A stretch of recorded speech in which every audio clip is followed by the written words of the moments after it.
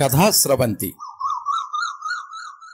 అంతరాలు కథ రచన డాక్టర్ కొచ్చెర్లకోట వెంకట సత్యనారాయణమూర్తి. వినిపిస్తున్న వారు పప్పు భోగారావు.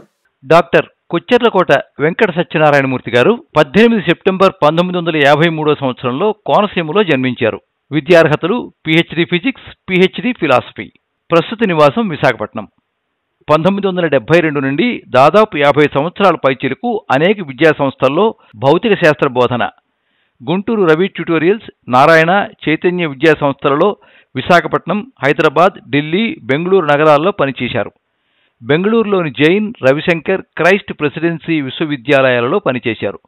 బెంగళూరు, ఢిల్లీ, చెన్నై నగరాలలో బైజూ సంస్థలలో పనిచేసి ప్రస్తుతం ఆన్లైన్లో ఐఐటి జేఈఈ నీట్ విద్యార్థులకు భౌతిక శాస్త్ర బోధన చేస్తున్నారు. పురాణాలు, కావ్యాలు, ఉపనిషత్తులు చదవటం అంటే ఇష్టం. ప్రాచీన సాహిత్యం పట్ల, అలాగే తర్వాత కాలంలో వచ్చిన సాహిత్యం పట్ల కొద్ది అభినివేశం. స్వతహాగా చాలా కథలు, నవలలు, వ్యాసాలు రాయిగా అనేక విఖ్యాత వార, పక్ష, మాసపత్రికలలో అచ్చువేయబడ్డాయి. రావిశాస్త్రి గారు, కాళీపట్నం రామారావు గారు, సినారే, ద్విభాషం రాజేశ్వరరావు గారు, ఎంబీబీ సత్యనారాయణ గారు మొదలగు సాహితీవేత్తలతో మంచి పరిచయాలున్నాయి. అనేక ఆంగ్ల సాహిత్య గ్రంథాలను తెలుగులోకి అనువదించారు. నాగార్జున విశ్వవిద్యాలయం పూర్వ ఉపకులపతి ప్రొఫెసర్ బాలమోహన్ దాస్ గారు ప్రెసిడెంట్గా ఉన్న విశాఖపట్నం గాంధీ సెంటర్లో సంయుక్త కార్యదర్శిగా సేవలందిస్తున్నారు.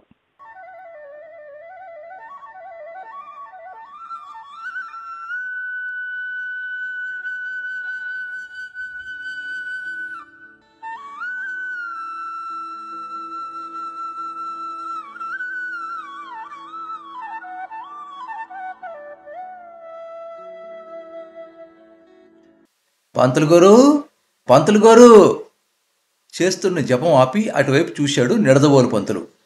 వెంటనే శివశివా అంటూ కళ్ళు మూసుకుని ఏమేవ్ అంటూ గట్టిగా పిలిచాడు. చంపేస్తున్నాడు బ్రాహ్మడు అంటూ సణుక్కుని వచ్చే అంటూ బయటకు వచ్చింది పంతులు గారి సతీమణి అంతమ్మగారు. ఒక వేళ లేదు, పాడా లేదు, సంధ్య వారుస్తున్నానా, అవతల చెండాల్పినికి దాపురించాడు, ముందు వాడిని తగిలేయి అన్నాడు నిడదవోలు పంతులు. అతని అసలు పేరు ఎవరికీ తెలియదు. చాన్నాళ్ల క్రితం అతను నిడదవోలు నుంచి ఊరొచ్చి స్థిరపడిపోయాడు. పెద్దనాయుడు అండదండలతో మంచి పేరు సంపాదించుకున్నాడు. వేదం మాట అలా ఉంచు, స్మార్థమైన పూర్తిగా చెప్పుకోవడానికి ఇంత దశ అనుకుని ఆశ్చర్యపోతూ ఉంటారు అగ్రహార బ్రాహ్మలు. ఆ మాట నిజమే కానీ గళం బాగుండడం వలన వచ్చిన 2 ముక్కల్ని గంభీరంగా చెప్పి నాయుళ్ళ అనుగ్రహానికి పాత్రుడయ్యాడు నిడదవోలు పంతులు. ఎలానండి, నేను మడిబట్టలో ఉన్నాను, నేనెలా వాడితో మాట్లాడేది అంది అంతమ్మగారు. ఓసి వేధావా, ముందా పెరుగుని పంపించావు, తర్వాత స్నానం చేసి పిండా కూడా సిద్ధం చేద్దువు గాని విరుచుకు పడిపోయాడు నిడదవోలు పంతులు. విసుక్కుంటేనే గుమ్మం దగ్గరికి వెళ్ళింది. గుమ్మం బయట అమాయకంగా నిలబడి ఉన్నాడు వాడపల్లి. లోపల జరుగుతున్నది చూచాయిగా అర్థమైంది అతనికి. అయినా బండబారిపోయిన అతని మనసు వీటికి అతీతమైపోయింది. ఒరేయ్, అలా గుమ్మం ముందల నిట్రాట్లా నిలబడే బదులు అలా పక్కకు పోయి అఘోరించరాదు అంది తలను మాత్రం బయటికి పెట్టి దీర్ఘాలు తీస్తూ అంతమ్మగారు. వాడపల్లి తలపాగా విప్పి తుండును చక్క క్రింద ఉంచుకున్నాడు. సిద్ధం పక్కన నిలబడితే ఈ ఎదవ వచ్చాడని అందరికీ తెలదు కదండి, అందుకే ఈడ నిలబడ్డా అన్నాడు వాడపల్లి అమాయకంగా. ఒరేయ్, అవతల పంతులు గారు జపం చేసుకుంటున్నారు కదరా, ఇలా నువ్వు ఆయన ఎదురుపడితే మైలుపడిపోరు. వాడపల్లికి ఏం అర్థం కాలేదు. తనను చూస్తే పంతులు గారు మైలెందుకు పడతారన్నది వాడి బుర్రను తొలిచేస్తున్న సమాధానం దొరకని ప్రశ్న. అయినా తప్పు చేస్తున్నట్లు మొహం పెట్టి బుర్రను గోక్కున్నాడు. ఉలుకు పలుకు లేకుండా అలానే నిలబడిపోయాడు. సూర్యశ్చమా మన్యుశ్చ ఉసేవ్, వాడితో ఏమిటే గుసగుసలు? మళ్ళీ పంతులు గారి సంధ్యగా అవాంతరం. అబ్బబ్బా బ్రాహ్మడు అని లోపలే గొణుక్కుని, ఒరేయ్ ఎందుకురా ఇంత పెందలగడనే ఇలా దాపురించావు అంది అంతమ్మగారు. అయ్యగారు పంతులు గారు అర్జెంటుగా తోలుకు రమ్మన్నారండి అంటున్నాడు వాడపల్లి. అంతే, నిడదవోలు పంతులు గారు ఉద్ధరణిని పళ్ళెంలో పడేసి విసురుగా లేచారు. విసవిస గుమ్మం బయటికి నడిచొచ్చారు. ఏమిట్రా బాడవకానా, ఏమిటి నువ్వు అనేది? నన్ను తోలుకు వెళ్తావా? నేనేమైనా చతుష్పాదినా? అందులోనూ పంతులని ఏకవచన సంబోధన ఒకట ఊగిపోయాడు పంతులు గారు. నిండు మనంబు నవ్య నవనీత సమానము పల్కుదారుణ ఖండల శస్త్రతుల్యము అన్న ఆర్యోక్తి తెలియకపోయినా పంతులు గారి కోపం తాలూకు మంటను తెలియటం వలన వాడపల్లి నదురు బెదురు లేకుండా నిలబడిపోయాడు. అదే పెద్దనాయుడు విషయానికి వస్తే వాడి వీపు ఈ పాటికి డప్పైపోయి ఉండేది. పాపం వాడపల్లిదో వింత ప్రవర్తన. తన యజమాని పేరు పక్కన మరో బహువచనం ఉండటాన్ని అతడు సహించడు. దానివలన లోగడ చాలా ఇబ్బందులు వచ్చాయి గాని తన ప్రవర్తన మార్చుకోడు. విషయం తెలిసిన పెద్దిరాయుడు వాడిని పైపైన మందలించినా లోలోన గర్వపడిపోయి మీసం మెలేస్తూ ఉంటాడు. ఏంటి బాబు, మతిలేని ఎదవని మన్నించేయండి అన్నాడు వాడపల్లి. పంతులు గారి కోపం పలచబడిపోయింది. సర్లే, ఏంటి విషయం అన్నాడు. తమరిని అర్జెంటుగా తోలుకు రమ్మన్నారు. ఒరివేదావా, మళ్ళీ అదే మాట. నీ మొదటి స్టెప్ పడిపోను అంటకూడదు గాని అదే మరొకళ్ళైతే ఈ పాటికి 4 చీరెత్తుని వేదావా, బ్రతికిపోయావు అన్నాడు పంతులు గారు. ఆయన మొహం కోపంతో కందగడ్డైపోయింది. వాడపల్లికి ఈసారి కొంచెం భయం వేసింది. పంతుళ్ళు సొంతంగా మూతపొరులు కాకపోయినా నాయుళ్ళ అండ ఉంది. అందులోనూ నిడదవోలు పంతులంటే పెద్దిరాయుడికి ప్రాణం. క్షమించండి బాబు, ఎదవకి ఎవరితో ఎలా మాట్లాడాలో తెలదు. వాడపల్లి ముక్కులిత హస్తుడయ్యాడు. సరే, ఇంతకు ఎందుకు రమ్మన్నారు అన్నాడు పంతులు. తెలదు బాబు, ఆరెందుకని అడిగితే పెరం మీద ఆవగింజైపోయాడండి మా నాయుడు అన్నాడు వాడపల్లి. పంతులు గారు జావగారిపోయారు. సరిగ్గా చెప్పి చావరా మొదలష్టపెదవా, సరిగ్గా చెప్పి చావు. అయ్యగారు కోపం మీద ఉన్నారా అన్నాడు. కోపం అంటే అంత ఇంత కాదండి, ఇందాకల్ని ఎవరో తోటకూర అడగడానికి వస్తే కోటినంత పని చేశారండి అన్నాడు వాడపల్లి. వాడికి అయ్యగారి కోపం స్థాయిని తెలుసుకోవడానికి అదో కొలబద్ద. దొడ్లో పెరిగిపోయిన తోటకూర గోంగూరలను నాయుడే కోయించి అందరికీ పంపుతూ ఉంటాడు. అలాంటిది అడిగినోడిని తన్నినంత పని చేసేటంటే నాయుడు చాలా కోపం మీద ఉన్నట్టు లెక్క. ఆ రోజంతా వాడపల్లి ఎంతో జాగ్రత్తగా మసలుకుంటాడు. అసలు ఆ ఊళ్ళో నాయుడు గురించి వాడపల్లికి తెలుసున్నంతగా ఎవరికీ తెలియదు. సరిగ్గా 7 సంవత్సరాల క్రితం భార్యను తీసుకుని ఆ ఊరు వచ్చాడు. భార్యాభర్త ఇద్దరూ పనిచేయటం వలన తిండికి లోటు లేకపోయింది. కానీ ఉండటానికి ఇల్లు సమస్య వచ్చింది. పెద్దినాయుడు ఇంటి వెనకాల 6 ఎకరాల ఎందుకు పనికిరాని పోరంబోకు ఉంది. అందులో పాకేసుకుంటానని పెద్దినాయుడిని అడిగాడు వాడపల్లి. మొదట్లో పెద్దినాయుడు ససేమిరా అన్నాడు. కానీ 10 రోజులు కాళ్ళ వెళ్ళా పడ్డాక ఆ జాగాలో పాకేసుకొని ఇచ్చాడు. ఆ జాగాలో పాక వేసుకుని స్థిరపడ్డ వాడపల్లి ఊరికినే కూర్చోలేదు.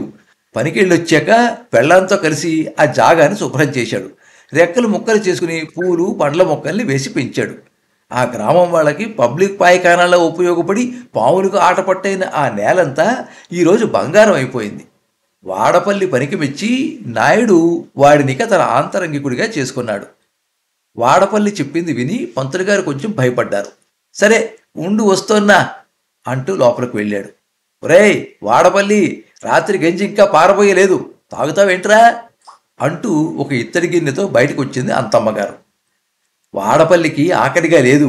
అక్కడికి వచ్చే ముందే రాత్రి మిగిలిన పురచేపల పులుసుతో పీకలు ఒయ్యా దట్టించి భోంచేసి వచ్చాడు. గంజిని వద్దనే ధైర్యం వాడికి లేదు. ఏం జరుగునోనన్న భయం. అందులోనూ జిగురుగా దగ్గర పడిపోయి ఉండే బ్రాహ్మణ ఇళ్లలోని గంజి అంటే వాడికి వెలవరం. అయినా చేసేది లేక కొంచెం నీళ్లు ఉప్పు కలిపి తేండమ్మా అన్నాడు. కలిపాలే అంది అంతమ్మగారు. వాడపల్లి రోడ్డు వారగా వెళ్ళి చిన్న కొబ్బరి చిప్పని ఏరు తెచ్చుకున్నాడు.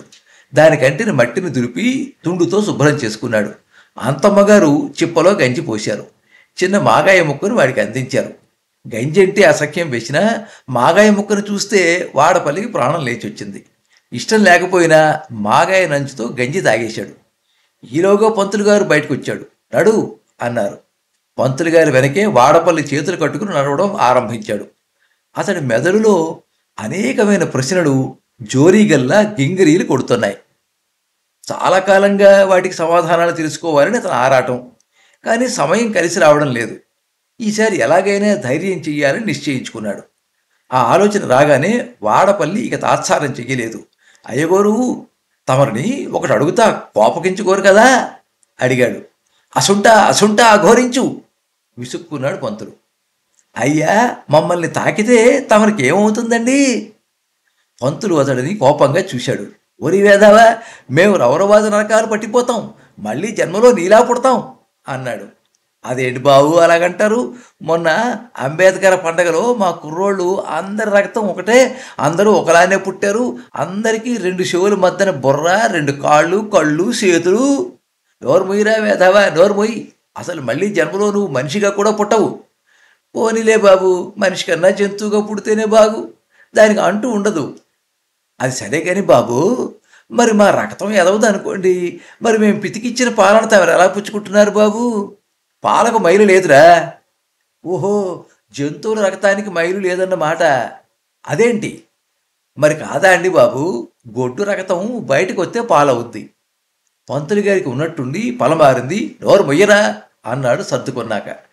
పోనీ అది సరే, మేం కొబ్బరి చెట్టుకు నీరు వస్తాం, ఆ నీరే కదండి బొండాల్లో దూరుద్ది, దాన్ని మీరు పుచ్చుకుంటారు, మరి మైలుండదా అండి అన్నాడు వాడపల్లి అమాయకంగా. పంతుల దగ్గర దీనికి సమాధానం లేదు. అయినా పింకాన్ని వదలదలుచుకోలేదు. అందుకే, ఒరేయ్, నువ్వు మమ్మల్ని తాకేవనుకో మేము నరకానికి పోతాం, మరి నువ్వో పేడ పురుగు అయిపోతావు, ఆ పాపం మాకు చుట్టుకుంటుంది, అందుకే మేము మిమ్మల్ని తాకం, తెలిసిందా అన్నాడు డాంబికంగా. వాడపల్లికి ఏం బోధపడకపోయినా బోధపడినట్లు మొహం పెట్టి సిద్ధం అన్నాడు.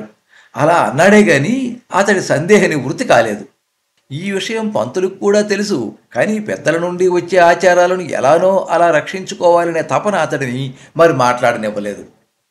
ఈలోగా నాయుడు గారు ఇల్లు రావడంతో వాళ్ళిద్దరూ విడిపోయారు.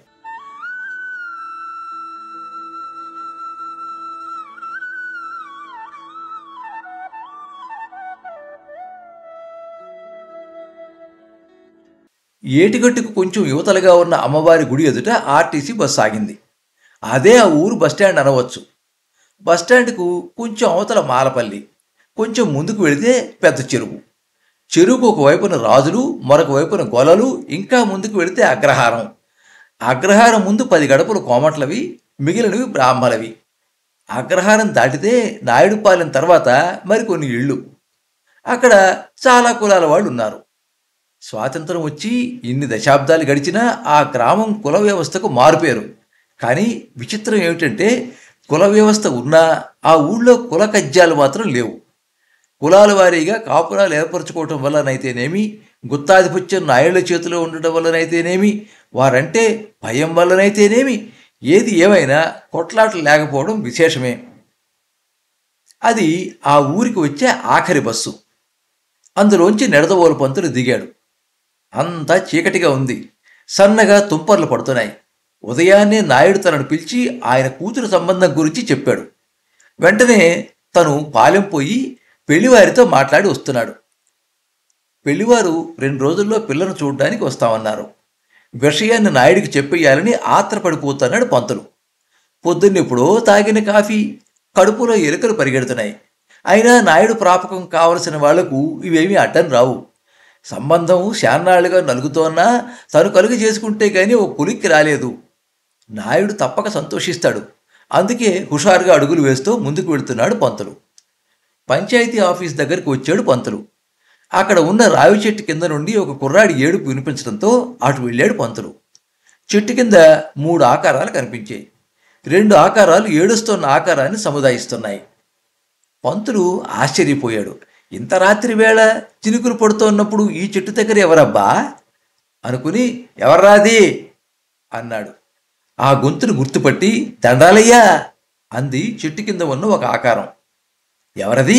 వాడపల్లె అన్నాడు పంతులు ఆశ్చర్యంగా. సిత్తం, ఆర్ని ఇంత రాత్రి వేళ వర్షంలో ఏం చేస్తున్నావురా? వాడపల్లి బోరు అన్నాడు. పంతులు ఆశ్చర్యపోయాడు. అన్నేళ్ల తన పరిచయంలో వాడపల్లి అంత భీరువుగా ప్రవర్తించడం పంతులు ఎప్పుడూ చూడలేదు. జరగకూడదేదో జరిగిందని గ్రహించాడు. ఒక రకంగా వాడపల్లి అంటే పంతులకి కడుపులో మంట పుట్టుకునుంది. ఆ రోజు ఉదయం వాడడిగిన ప్రశ్నకు తడబడిపోయాడు పంతులు. వాడడిగిన ప్రశ్నలు సబబైనవే అయినా తన దగ్గర సరైన సమాధానం లేకపోవడం వలన పంతులకి ఉడుకుమోత్తరం వచ్చింది. పోనీ సమాధాన పడిపోదామంటే తన తాతల దగ్గర నుండి వస్తున్న ఆచారాన్ని వదలబుద్ధి కాలేదు. ఎటూ తేల్చుకోలేని పరిస్థితిలో వాడపల్లి మీద కసి పెంచుకున్నాడు ఆయన. కానీ అతడు ఇంత బేలగా ప్రవర్తిస్తూ ఉంటే పంతులు నీరైపోయాడు. వాడపల్లి కష్టమేదో తెలుసుకుని అతడిని ఓదార్చడం తన కనీస కర్తవ్యం అని భావించాడు పంతులు. అందుకే అతడిని అనునయించే ధోరణిలో, అసలు ఏం జరిగిందిరా అన్నాడు. అప్పటి వరకు నెమ్మదిగా వీస్తున్న గాలి ఉద్ధృతమైంది. బాబూ, అయ్యగారు పాకని ఖాళీ చేసేయమన్నారు అన్నాడు వాడపల్లి. పంతులు తుళ్ళిపడ్డాడు. అప్పటి వరకు అతడికి వాడపల్లి మీద ఉన్న కోపం కాస్త మటువాయం అయిపోయింది. ఆ స్థానే జాలి, దయ ప్రవేశించాయి.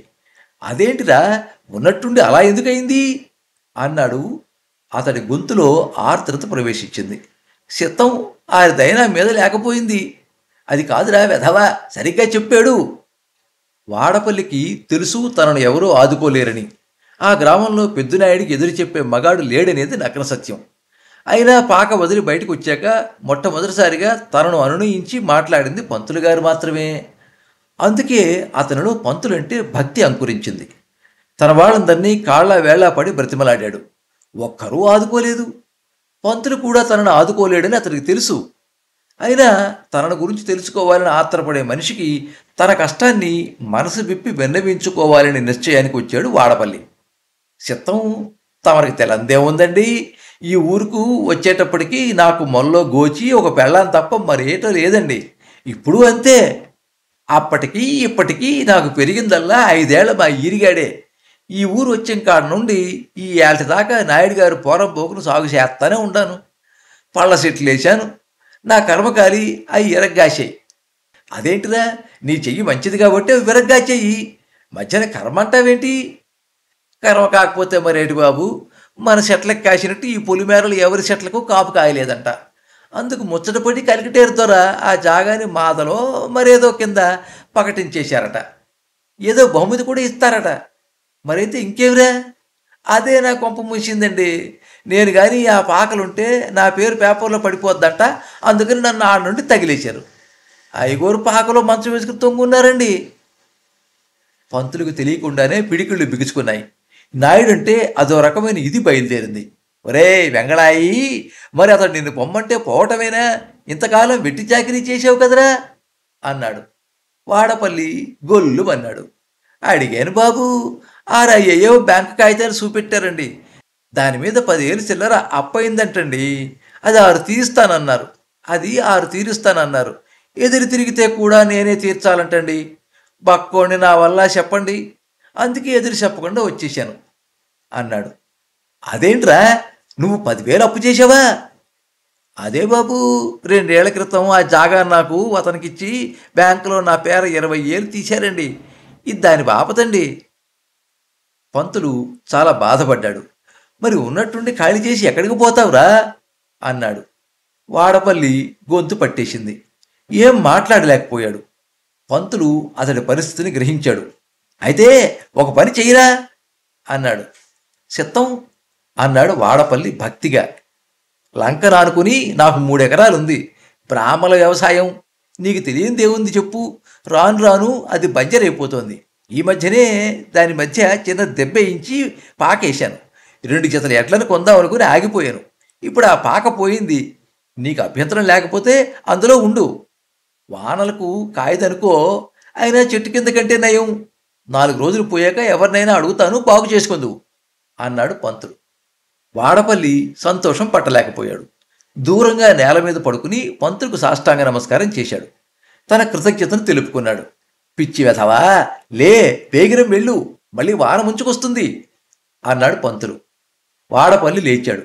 ఒంటికంటిన మట్టిని దులుపుకుంటూ, అయ్యా, మరి మా అయ్యగారికి మీ మీద కోపం వస్తుందేమోనండి అన్నాడు. ఏం పర్వాలేదులే, నేను చెప్పుకుంటాను అన్నాడు పంతులు. వాడపల్లి ఆయనకు మరోమారు కృతజ్ఞతలు తెలుపుకుని లంక వైపు బయలుదేరాడు. నాయుడింటికి వెళ్లే ప్రయత్నాన్ని మానుకుని తన ఇంటి వైపు అడుగులు వేశాడు పంతులు.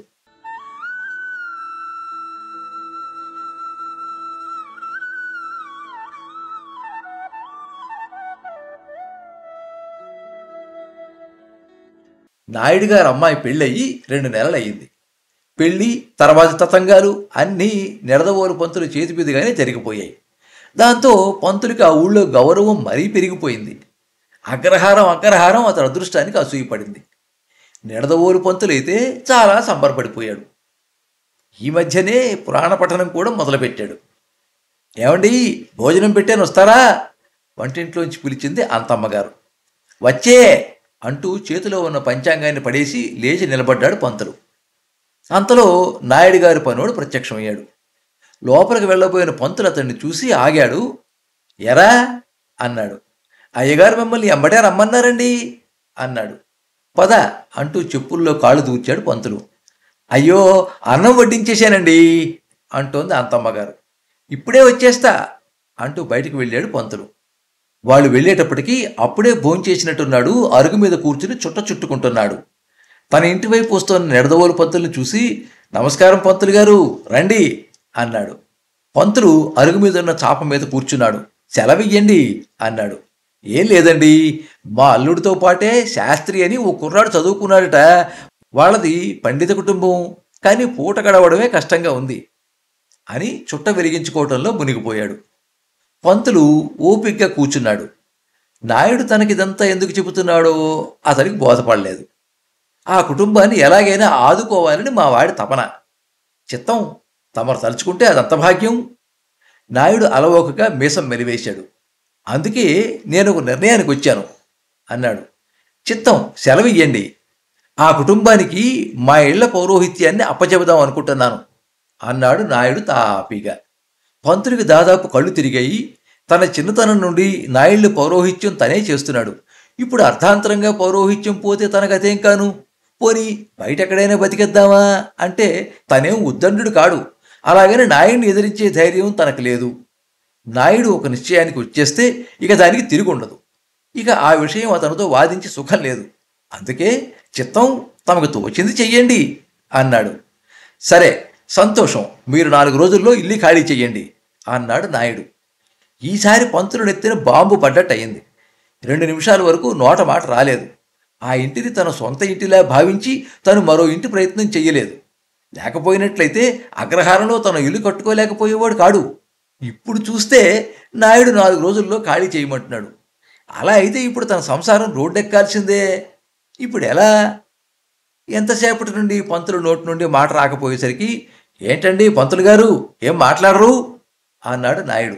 అయ్యా, అది తమ తండ్రి గారు దాన్ని నాకు దానంగా ఇచ్చారు.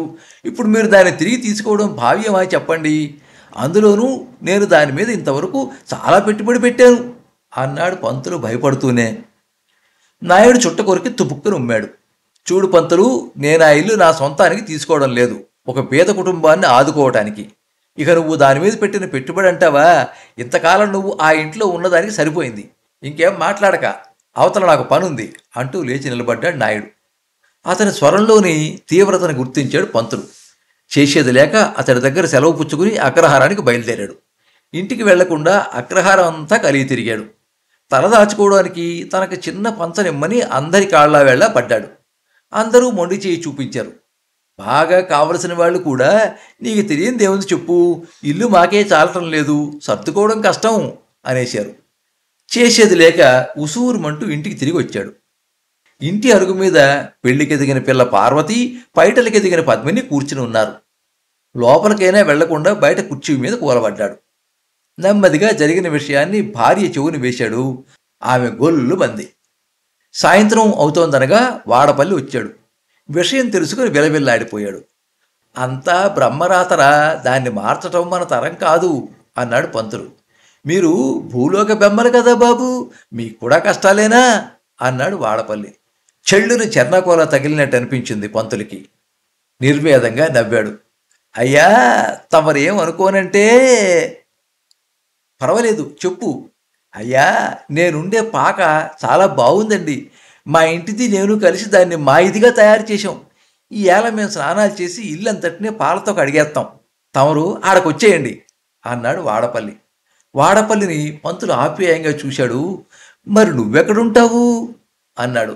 నాదేముంది బాబు, మట్టి పిసుకుని బతికే యదవని. 2 రోజుల్లో మీలాటోరు కాళ్ళు పట్టుకుని చిన్న పాకేసుకుంటాను అన్నాడు. పంతులు చటుక్కున లేచి నిలబడ్డాడు. అమాంతం వాడపల్లిని వాటేసుకున్నాడు. వాడపల్లి కంగారు పడిపోయాడు. ఇదేంటి బాబు అన్నాడు బెదిరిపోతూ. అదంతేరా, నేను ఆలస్యంగా కళ్ళు తెరిచాను. ప్రపంచంలో ఉన్నవి 2 కులాలురా, ఒకటి ఉన్నవాడు, 2 లేనివాడు. మన ఇద్దరిది ఒకటే కులం. నడు, మనం ఇద్దరం పాకలోనే ఉందాం. ఆ భూమిని పండించుకుని కలో గంజో కలిసే తాగుదాం అన్నాడు పంతులు. వాడపల్లి కళ్ళలో నీళ్లు తిరిగాయి. పంతులు వంక ఆప్యాయంగా చూశాడు. పంతులు గారు, పరిస్థితులు మారాయని మీరు మరీ బెదిరిగొడ్డైపోకండి బాబు.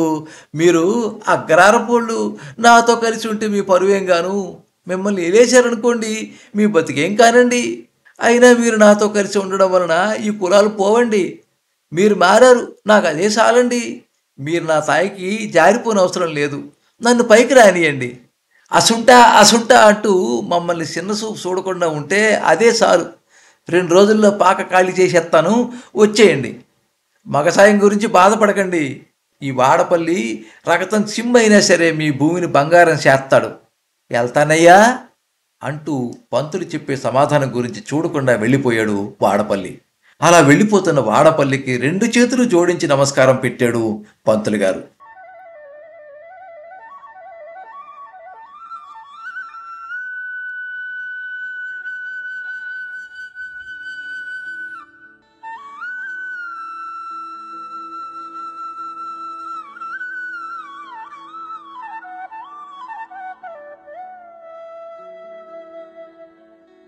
మీరింతవరకు అంతరాలు కథ విన్నారు. రచన డాక్టర్ కొచ్చెర్లకోట వెంకట సత్యనారాయణమూర్తి. వినిపించిన వారు పప్పు భోగారావు. ఈ కథ ఆంధ్ర సచిత్ర వారపత్రిక 1989వ సంవత్సరం ఫిబ్రవరి 17వ తేదీ సంచికలో ప్రచురించబడింది. ఈ కథ మీద మీ అమూల్యమైన అభిప్రాయాన్ని కింద కామెంట్ బాక్స్లో రాయండి. ఈ వీడియోని లైక్ చేయండి, మీ మిత్రులందరికీ షేర్ చేయండి. ఇలాంటి మరిన్ని మంచి కథలు వినిపించడానికి ఈ ఛానల్ని సబ్స్క్రైబ్ చేసుకోండి. పక్కనే ఉండే బెల్ ఐకాన్ని క్లిక్ చేస్తే ఇలా అప్లోడ్ చేసే వీడియోల వివరాలన్నీ కూడా మీకు ఎప్పటికప్పుడు నోటిఫికేషన్ ద్వారా తెలుస్తాయి. ఎప్పుడు మీ అభిమానాన్ని కోరుకునే పప్పు భోగారావు. సర్వే జనాః సుఖినో భవంతు. కథా స్రవంతి.